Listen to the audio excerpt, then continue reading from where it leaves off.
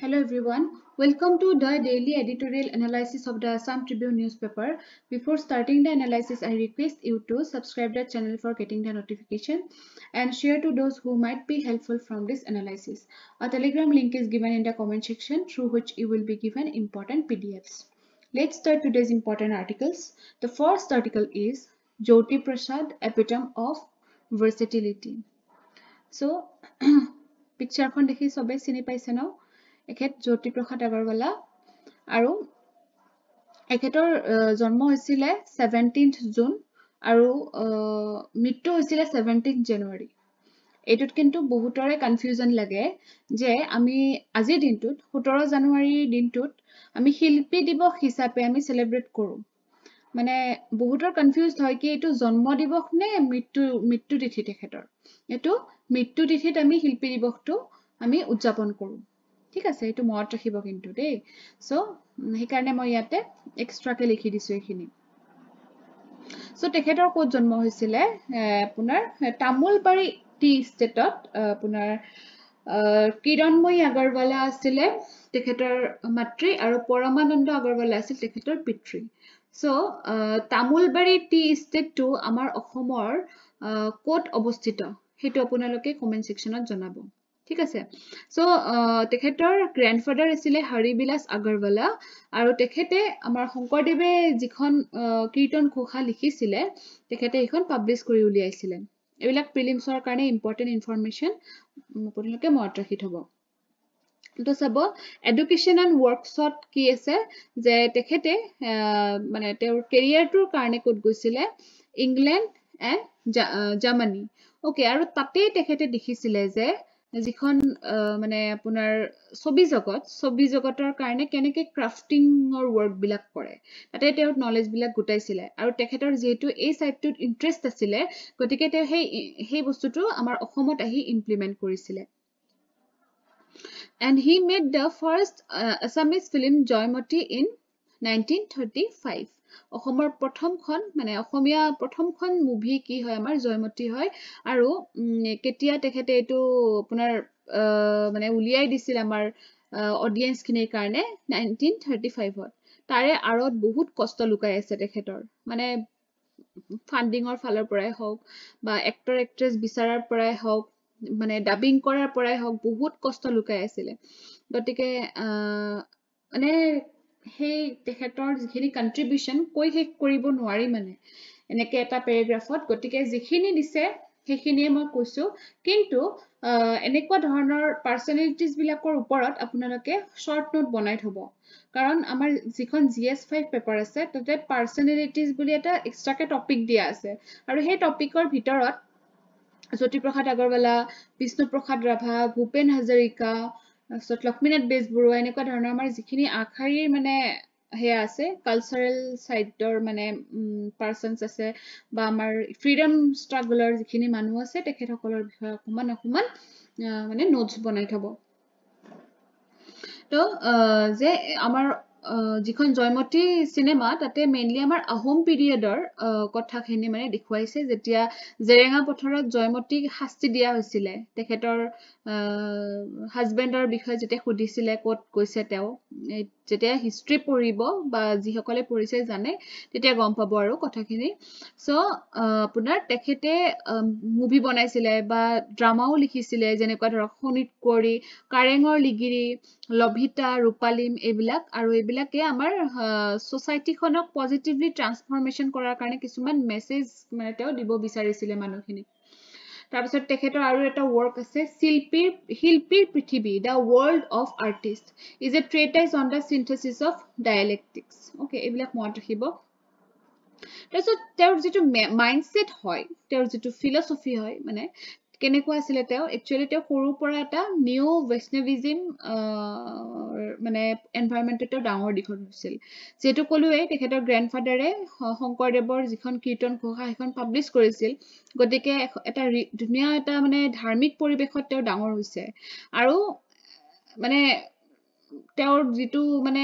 Spread কৰাৰ হেয়া আৰু তেওঁৰ যিখিনি ধৰক আৰ্টিস্টিক হেয়া সেইখিনি যেতিয়া স্প্ৰেড কৰিছিল ইনা মানে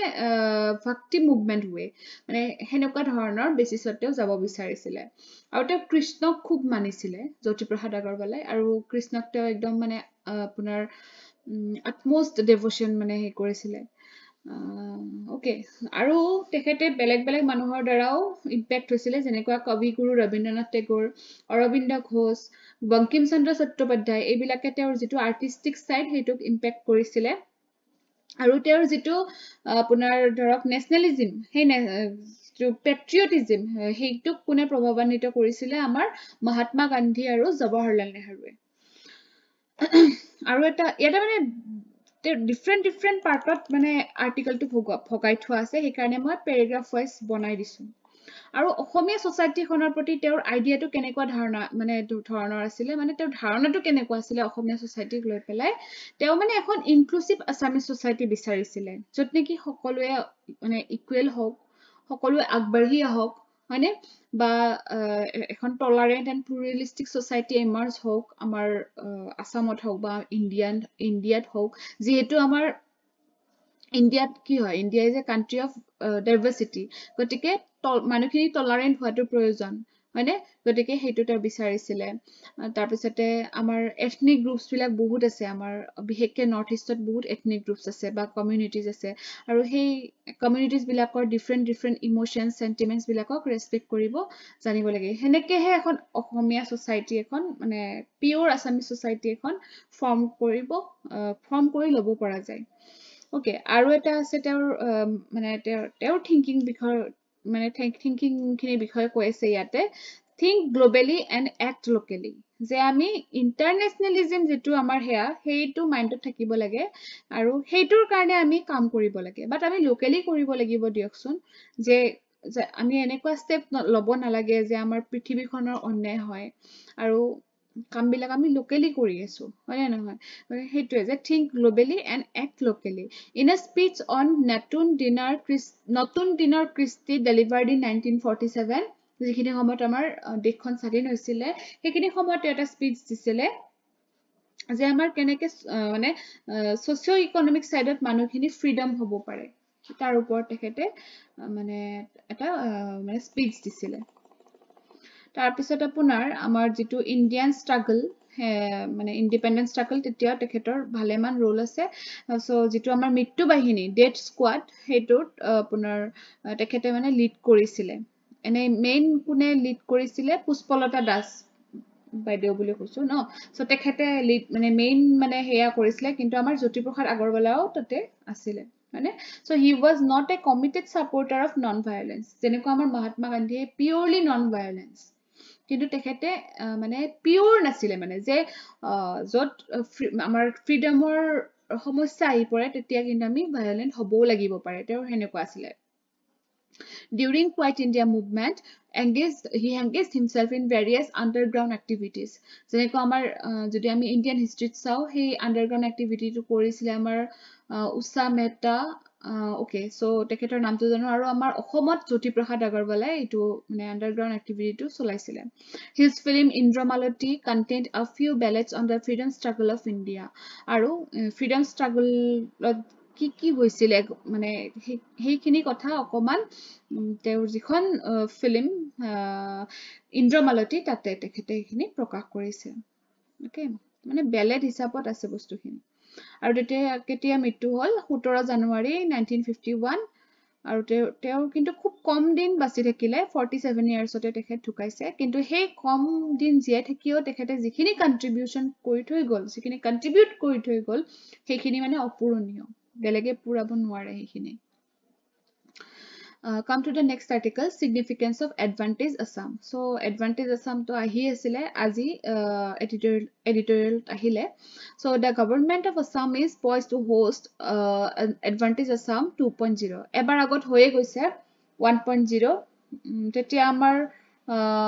CM Sarbananda Sonowal asile তো এটো গুৱাহাটীত হ'ব আপোনাৰ আৰু কোনে অৰ্গানাইজ কৰিব আসাম ইন্ডাষ্ট্ৰিয়েল ডেভেলপমেন্ট কৰ্পোৰেচন আৰু এক্সাক্ট প্লেচটো কি হয় veterinary college field at Khanapara Guwahati okay আৰু ইয়াৰে মেইন লক্ষ্যটো কি যে আমাৰ যেটো ইনভেষ্টমেন্ট সেই ইনভেষ্টমেন্টটো যাতে আমাৰ অসমত গ্লোবেল লেভেলত হওক Assam's largest investment promotion initiative across global level বুজি পাইছে না যাতে আমাৰ কি হয় আমাৰ যেটো মানে ট্ৰেড ৰিলেটেড এক্টিভিটিজ বিলাক যাতে এক্সপান্ড হয় মেইন লক্ষ্য হেতু কাৰণ আমাৰ অসমখন কিমান ৰিসোৰ্সফুল হয় সেই ৰিসোৰ্স অনুযায়ী আমি আউটপুট উলিয়াব পৰা নাই আমি আৰ্ন কৰিব পৰা নাই বা আমাৰ কিছুমান ব্লকেজ হৈ আছে সেইবিলাক যাতে নাইকিয়া হয় গতিকে গ্লোবেল লেভেলত ইনভেষ্টমেন্টটো মানে এটা এক্সপেক্ট কৰা হৈছে ঠিক আছে so in 2018 Modi inaugurated the first global investor summit Advantage Assam in Guwahati at that time Assam ranked first among the northeastern states in the ease of doing business aru jetia apuna Advantage Assam to inaugurate hoisile 2018 ত তেতিয়া অসমে আমাৰ ease of doing business or ক্ষেত্ৰত and northeastern ভিতৰতে first rankত আছিল আৰু praise কৰিছিলে মোদিয়ে তো সব এই সামিট খনৰ সিগনিফিকেন্স কি হ'ব যে মানে কিহৰ কাৰণে আসলতে এডভান্টেজ আসামটোৱে আমাক মানে প্ৰফিটেবল কৰিব পাৰে কাৰণ আসাম এটা স্ট্ৰেটেজিক পজিশনত আছে যে আসামখন কি হয় gateway to north east India and south east Asia হয়নে গতিকে আমাৰ নৰ্থ ইষ্ট ইণ্ডিয়াৰ গেটওয়েতে আছে আমাৰ অসমখন আৰু সাউথ ইষ্ট এছিয়াৰো গেটওয়ে হ'ব আমাৰ অসমখন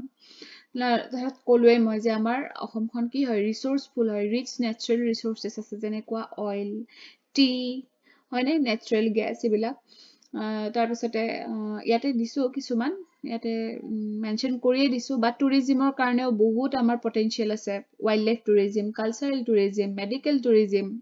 টি টুৰিজম হয়নে হ্যান্ডিক্ৰাফটস আছে ডিফেন্স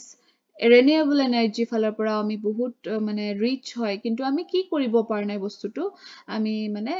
তাক ইউটিলাইজ কৰিব পাৰ নাই okay so government to business and business to business meeting so এনেকুৱা ধৰণৰ বস্তুবিলাকৰ কাৰণে আসলতে এডভান্টেজ আসাম যাতে আসামখন এডভান্টেজ হয় আসামখনৰ যাতে বেনিফিট হয় সেইবিলাকক লক্ষ্য ৰাখিয়ে এই ষ্টেপটো লোৱা হৈছে So, Assam's remarkable economic progress. So, in recent period, our Asame বহুতখিনি economic progress কৰিব পাৰিছে যেনেকুৱা যে recorded 19.5% year-on-year growth in gross domestic products, gross state domestic products, 19.5% grow কৰিছে তাৰপিছত আমাৰ টাটাও জানে ন টাটা কি কৰিছে যে আমাৰ জাগিৰোডত যেটো সেমিকন্ডাক্টৰ হে কৰিছে হেতুৰ কাৰণে আমাৰ ইকোনমিক্যালি progress হোৱাৰ হেত আছে আৰু আমাৰ ষ্টেটখন Okay. So, aru amar Assam government ki korise road show কিছুমান organize korise মানে অকল national অকল state levelত নহয় national international levelত কৰিছে যাতে এই advantage Assam যেটো হেয়া লোৱা হৈছে step লোৱা হৈছে হেতু যাতে মানে globally attract কৰিব পাৰে investors বিলাকক okay আৰু business যেটো বা trade যেটো হেতু যাতে আমাৰ state খনত improvement হয় okay So, yate eta UPSC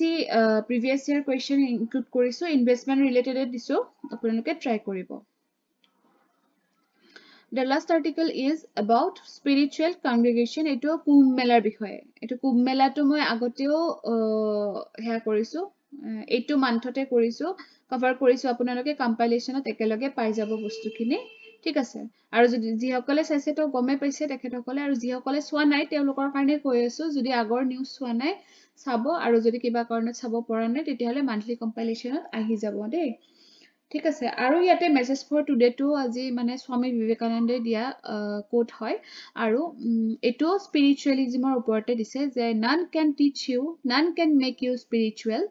there is no other teacher but your own soul যে আমি কেতিয়া স্পিৰিচুৱেল হ'ব পাৰো যেতিয়া আমি নিজেই হেয়া কৰো মানে এটো কোনেও মানে যেনেকে ধৰক আমাৰ মই আপোনালোকক বুজাই আছো ন সো আপোনালোকে যদি মোৰ কথাখিনিত মানে